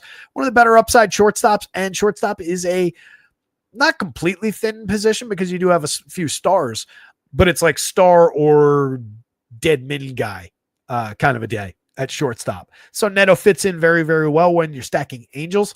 They're also a good stack to build with because you can go him at short and then run through the outfielders and get a lot of upside where other teams you're grabbing, first, second, third, catcher, etc. So it's a good team to build lineups with, just kind of the way they click together with others. And obviously you can make compromises around the multiple outfielders that are appealing here. Nolan Shanuel gets on base a ton, sets the table for guys like Mike Trout, who is today's home run pick of the day. He's going to be popular. He's going to be chalky, but I couldn't resist. 16 home runs on the board going up against Patty Corbin, a 13.38 to lead this team today in the model. Joe Adell's got a tremendous shot at a home run as well, 12.23 for him. Taylor Ward in between those two guys has more home runs than either guy.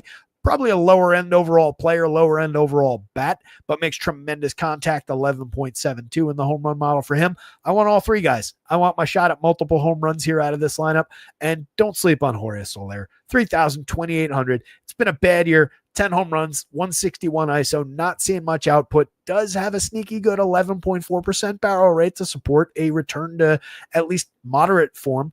Striking out too much, not walking enough, a lot of flaws, a lot of problems, a lot of zeros this year, but the upside is real and it's there and it's cheap. Joel Moncada, for 35 for 25. 6 home runs on the board in his 121 plate appearances pre-injury. 14.9% barrels. Not uninteresting at third base if you just need a spot filler for a cheap price. Average down the prices that are not all that expensive above him in this lineup. Logan O'Hoppe at 10.40 in the home run model. This is the team that has Travis d'Arnaud. If you get Travis d'Arnaud in that spot, he would be similarly rated. Monster power from either one of these catchers. 14.8% barrels, 52.8% hard hits, and 17 homers on the year for O'Hoppe. He's the more interesting of the two. He's the more regular catcher, so you'll probably see him. Very affordable at 35 where you have to play catchers, 3,000 where you don't. Pretend he's their first baseman. Luis Rengiffo's mix and match quality this year at the absolute best. It's been a bad season overall. Angels bats, Rangers bats, Patrick Corbin. And then if you want him, Jack Janowitz will be wearing an Angels uniform tonight. Rounding things out with the last game. It's 0 against NA. Really ugly projections for everybody. It's the D-backs. It's the Padres. Randy Vasquez on the mound. Erod on the mound. Erod could bend the slate to his will tonight. Hate to say it, but it could happen. 24.6% strikeouts against 7.6% walks, a 5.78 ERA, a 3.82 xFIP, a 1.62 WHIP despite only 7.6% walks. Not a bad walk rate, but way too many guys on base. Solid 10.4% swinging strike rate, but a 25.7% CSW. 8.4% barrels allowed, but 34.7% hard hits. 88.6 miles an hour of exit velo, but nearly a 4% home run rate. Some success, some strikeouts, decent swinging strike rate, but stuff plus hates his arsenal. For every single positive thing you can find with Erod, you can find an exact negative on the other side of the same coin. It is such a frustrating pitcher. He's got a lot of talent. He can harness it from night to night and find very successful DFS days. But it comes with an incredibly visible downside against a very low strikeout Padres team. Last time out, went 4 1/3 against a low strikeout Royals team. Struck out 7 of them, but also gave up 3 home runs, 8 earned runs on 12 hits, 9 runs overall. That's not a good DFS day. 6 strikeouts against the Marlins over 5 1/3, just 1 earned on 4 hits. Pretty decent day. 3 walks, but fine. Against the White Sox prior to that start, 10 strikeouts, walked 2, 5 hits, no runs, over 6 innings. Take that any day. It's a frustrating pitcher. On a normal slate, we're leaning much more heavily Padres bats here and talking more about them and their opportunity to get to Erod while mentioning that he'd be loosely playable. On this slate, he is one of the more playable starters with a realistically high projection for this slate. You're also paying a premium for him at $887 on FanDuel. 8,000 is more reasonable on DK, but one of the more expensive pitchers on an ugly pitching day. Randy Vasquez at 66, 7,000, striking out just 12.5%, walking 10.7%, 3.79 ERA, but a very visible 5.78 xFIP, a full 2 runs higher, 6.6% swinging strikes. Going up against a Diamondbacks lineup that hits the ball very, very hard, that draws fair walks, that gets on base a ton, creates runs like crazy. I don't see much upside for Randy Vasquez today. It's another guy who's just, you probably should cross him off. On a normal day, you don't want Randy Vasquez. On this slate, if you're just looking to fill a spot at 66, 5-6 clean innings, it's possible. It's not likely. Last time out, 6 innings, 2 earned runs, 1 strikeout, 3 walks, but only 3 hits allowed to Texas. That's a competent enough $6,000 DFS DraftKings start.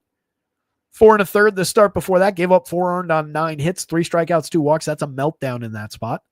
Start before that one, though, faced the Royals. 7 innings, 2 earned runs, 2 strikeouts, 2 walks, not good. Home run allowed, but only 5 hits over 7 innings. For this price, that's a competent DraftKings DFS SP2 bargain bin day. He's got a few of those on the year. Got a few very bright down spots, though. It's kind of just a break glass in case of need for cheap pitcher kind of a situation. There's nothing appealing about him outside of the price tag. FanDuel at 7,000. I really don't think you need to do it. FanDuel, you've got more ability to just dance among the, more likely bad pitchers or just the really good pitchers. DraftKings, you got to embrace the chaos a little bit more. D-backs bats very much in play with that 4.40 implied total. 3 guys above the magic number for home run upside. A lot of contact available. A lot of on base available for this team to exploit. Love them to come through in a big way today. Corbin Carroll, 59, 4,000, reasonably priced. Getting them under 6,000 is, it doesn't seem like it, but it's a slight discount. 4,000 on FanDuel, 250, 332, 565 with a 145 WRC plus, 21 homers, 10 steals on the season, scoring a ton of runs. Just making things happen for DFS. Hits in front of the top second base option on any given slate, 13.05 in your home run model, 19 homers on the year for Ketel Marte in just 282 plate appearances all in, a 290 ISO, a 431 WRC plus. Dude is just awesome. Ronaldo Perdomo at 44.32. You're paying a fair price for a guy who's mostly just on base, but he does have 10 homers, 13 steals. He's been very interesting this year overall. That said, light hitter, more a correlated scorer, more an on-base guy. I talked about yesterday how the 3-spot works, though, because you clear the bases with the top 2 guys. He's got a fresh opportunity to reset the table for Josh Naylor, for Eugenio Suarez, Lourdes Gurriel even. There's a lot of quality through the top 6 in this lineup. Naylor at 46.35 is underpriced on DraftKings. 11 homers, 11 steals, a tremendous slash line, 128 WRC plus. Eugenio at 52.34 is at worst affordable for his ceiling. 29 home runs. You telling me he can't go out and hit 2 today against Randy Vasquez before they chase Randy Vasquez in the 3rd inning? Love the monster upside for him on any given slate. One of my favorite third basemen in the sport. Lourdes Gurriel at 39.29 across sites, dozen home runs, up to 258, 305, 436. Competent hitter at worst. Solid line drive option with a little bit of home run upside, 104 WRC plus. Low strikeout, low walk, so a lot of frequency of contact anyway. Jake McCarthy, Alec Thomas, and Jose Herrera at the bottom of the lineup. All mixers, 30, 80, and 65 WRC plus marks. Take one of them to cheapen up a lineup to fill out a 5th spot. Not one of those guys is overly appealing. Between the 3, Alec Thomas is the most regular player. He has the best barrel rate. He's seen the best results. He's the only guy above the Mendoza line. That would be the pick, but that would be the pick that everybody would make. If you're looking to differentiate something a little bit more on a team that will already be just kind of middle owned anyway, you could go either other direction. They're all pretty comparable. And then closing things out with the Padres bats. Nando up at the top, 5,300, 3,800. Feels pretty affordable to me. Going up against Erod. Grab the big righty Thunder, 10.9% barrels, 50.7% hard hits, 15 homers, 19 steals.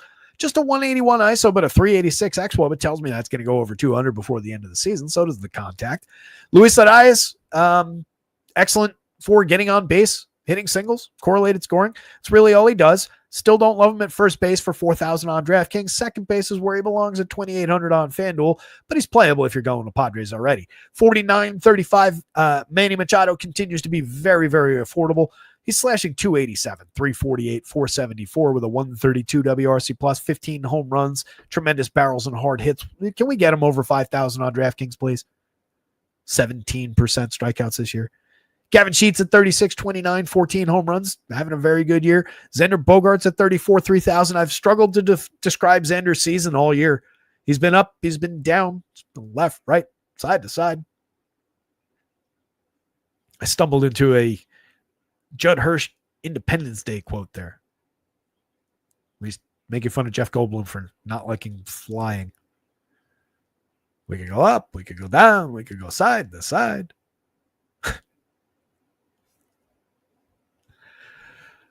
Merrill, 3,000. Speaking of things that have come down, that price is very appealing for Jackson Merrill. Feel like they kind of forgot who he was, at least over on DK. 11.2% barrels this season. Just 5 home runs in 256 chances. The output's been limited, though ISO's underwhelming at 134. Still creating runs at a 103 WRC plus. 349 XWOB is very, very interesting. Coming off the year that he had last year, the start that he had, he's just missed some time. It's difficult to find your form when you're in and out of the lineup a little bit. Jose Iglesias, Jake Cronenworth, Elias Diaz down lineup. Cronenworth's the most appealing of those guys. He's the one who finds the most success, gets on base a lot, has a little bit of home run upside. The other two are more mixers. Iglesias, not really much of a bat. 222, 289, 251, a 60 WRC plus. And I continue to slightly prefer the power upside that Martin Maldonado brings as compared to Elias Diaz, but neither guy is overly appealing. Go back across to the pitching board. Round things out here. One last look. Those guys are obvious at the top of the board. Brian Wu, to go back to that, there is much more ceiling on the board for Brian Wu than there is visible necessarily in that median projection.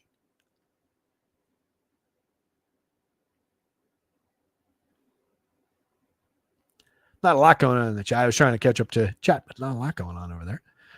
It's like my work reports. Are you saying the fat lady is sung on his season? Whose season? Which one?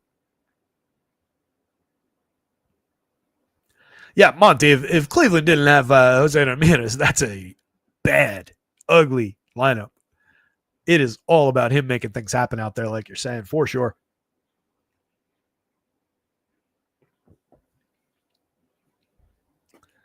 Everything after Wu is at best shaky.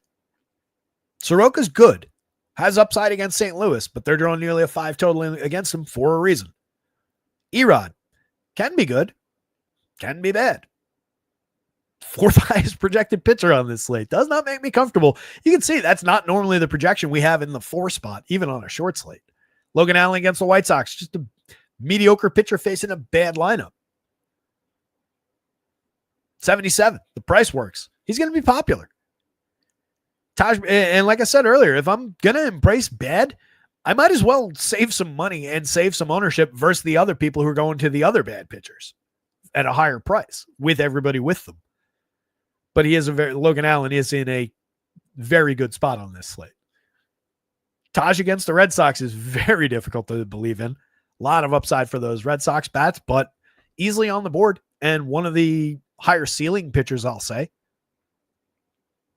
Patty Corbin, no trust at all, but projects out with a gap between him and all these other guys. Patty Corbin is more in the top tier than in the bottom tier today. That makes it a very weird day. Miles Michaelis, again, you're looking at some low quality innings for a very cheap price. Same thing with Jonathan Cannon. Same thing likely with Walker Buehler. Randy Vasquez, even lower quality innings, given the lack of strikeout. JP Sears is just primed to get totally destroyed today. One guy that maybe could defy the projection a little bit here is Marcus Stroman. I greatly lean toward that Mariners lineup. But if he finds 2 strikeouts beyond expectation, he could go 6 and change clean against that team if he's inducing ground balls. Odds are that isn't going to happen. But if I'm taking a wild card from down there, might as well go all the way to the bottom of the price board at 6,000 with Marcus Stroman. There's at worst, it's going to be the same as Randy Vasquez, Jonathan Cannon, Jack Janowitz, and so forth. So take the ownership discount, take the price discount, and that's how you can get to Spencer Strider, Brian Wu, and some good bats still. It's not out of the realm of possibility that Marcus Stroman finds some form. 67. It wouldn't surprise me if it's higher than that. Honestly, I wouldn't be shocked if he hit 75 plus on DK. He was 50% on FanDuel the last time out. He's probably going to be 50, 60% on FanDuel today. That in and of itself, like I said before, he is very much the best pitcher on this slate, with apologies to Brian Wu. He's very much the highest upside on this slate. But even just in the implied total, the Athletics are drawing a 4.5 implied total. We're not usually looking to attack that, even with good pitching. Ballpark, 100-degree day, wind blowing out. He's allowed a lot of premium contact in his first few starts back.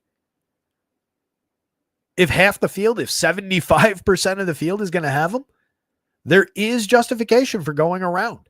And that, to me, makes it even stronger of a suggestion to, if you're taking some time in this last hour and a half to build lineups, to use an optimizer, make sure you make some runs with, at a minimum, Strider out of the pool. But I would take both these guys out of the pool just so I'm getting a good sampling of lineups that include combinations of those guys. And I would do it on FanDuel too, just so I'm getting good samples of lineups that are led by these guys. You can do similar things with restricting just the overall ownership, the overall exposure in any given lineup build, any given crunch that you get to any of these guys. But I think it's more effective to just take them out entirely and just make it combine those guys.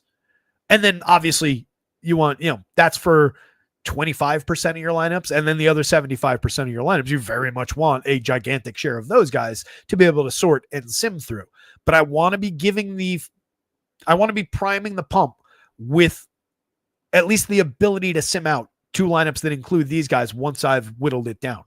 If you just, pure optimize and then grab from that without a real sorting and simming process, you'll naturally get to the best versions of these lineups anyway. It's just about if you're building, 1,000, 1,500, 2,000 or more lineups to then sort down from. That's how I would approach it. If you have even more time, one of my favorite things to do, honestly, and sometimes it can get you over the top accidentally to just too many combinations of the same hitters under this. So you got to be wary when you're building and when you're eventually sorting. But if you've got the time to just go man by man and lock a pitcher build lineups, this is more a FanDuel thing.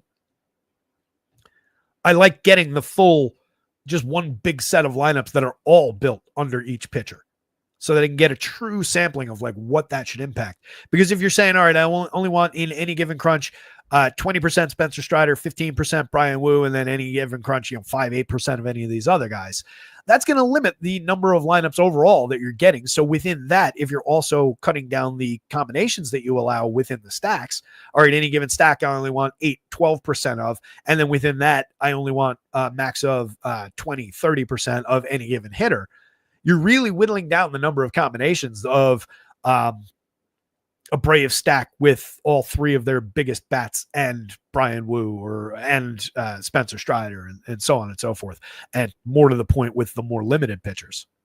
So there's a lot of games you can play if you've got the time with lineup building and just how you manipulate the optimizers and how you get bigger samples of those high quality lineups. Another way to do it is if you just build out your full sample, sort it down, and then look at what's hitting the top. Look at what's sorting out best, and then go to combinations of those in another couple of crunches and just, again, prime the pump with just more lineups that look like those ones that are succeeding really well. Because if those are succeeding, there are more available with those kind of combinations and with that theme that will, again, join that herd of lineups that are succeeding well for you. And you'll benefit your lineup builds overall. Again, you got to be careful about getting overweight to things that way, but it does fill out the pool so that you can get to bigger samples of the high quality builds. Hopefully that makes sense. Hopefully I'm not just rambling at you. Appreciate all you guys. Again, if I can give you anything on DraftKings today, I think it is you got to embrace the chaos around your SP2. That's really what it is. Hold your nose and pick these guys. If you've got a favorite, obviously you can go to that, but I don't have a favorite among these guys. I do see Mikey Soroka a little bit above, but so does the pricing overall. Thank you, Larry. Appreciate you, buddy. Home run pick of the day, obvious, Mike Trout. What are you going to do? Sometimes we got to get chalky. With that said, guys, let me punch out of here. I'll get the lineups updated in the next couple of minutes. I will be probably out for the night once the last lineup lands, hopefully early enough. I think we've got the majority of them now, but I'll be on top of updates. What I might not be here for is any like late swap weird situation that happens or like questions after lock. But typically I am around for that. That happens in our Discord, which is linked for free down in the description. Hit the like button, subscribe to the channel on your way down there, on your way out the door, and make sure you check out rotoscouts.com. Everything is under $1 a day on a weekly, monthly, or quarterly plan that gets you behind the scenes for every single thing that hits that website. Right now, obviously, extremely baseball focused, but we're going to have football coming up in just a few weeks. A lot going on. So no time like the present to jump in and get behind the paywall. You guys rock. Love all the subscriptions, all the thumbs ups. You guys support the channel. There's no me without you, etc., etc. Good luck out there tonight, gang. Somebody go win something. Share those results when you do. I love to see it. I'd love nothing more than to be like leaving the show later on and pull up like FanDuel and see my lineup in like first place, and then pull up Twitter and see somebody else's lineup in first place over on DraftKings, and then a bunch of you guys following me in second, third, and fourth on FanDuel. Sorry, I want that first place today. You guys rock. You're the best. Let me get out of here. See ya.